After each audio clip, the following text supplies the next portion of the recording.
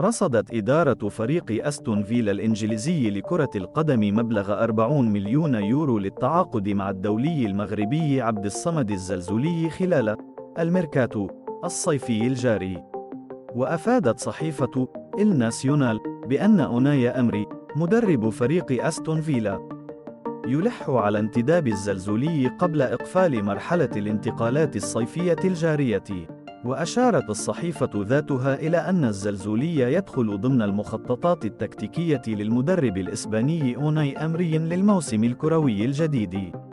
وشدد المصدر نفسه على أن الفريق الكتالوني يتجه إلى التخلي عن الزلزولي من أجل ضخ أموال جديدة في خزينة النادي الإسباني في ظل الأزمة المالية التي يعيشها في الآونة الأخيرة. قهر البطل المغربي سفيان البقالي المدرستين الكينية والإثيوبية مساء اليوم الثلاثاء متمكنا من الفوز بسباق 3000 متر موانع في بطولة العالم لألعاب القوى المقامة حاليا في العاصمة المجرية بودابست.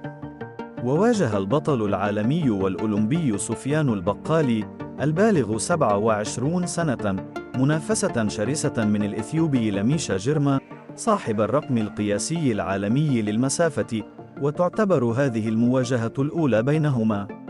وتمكن العداء المتألق البقالي ابن العاصمة العلمية فاس من احتلال صدارة السباق النهائي بتوقيت قدره 8 دقائق و53 جزء من المئة. وكان سفيان البقالي قد احتكر المنافسة في سباقات 3000 متر موانع منذ شتنبر 2021 بإنهاء سيطرة العدائين الكينيين على هذه المسافة في ألعاب القوى. من جهته، نجح الإثيوبي لميشا جيرما ذو 22 سنة هذا العام في تحطيم الرقم القياسي العالمي لسباق 3000 متر موانع، والذي كان في حوزة العداء القطري سيف سعيد شاهين منذ 2004.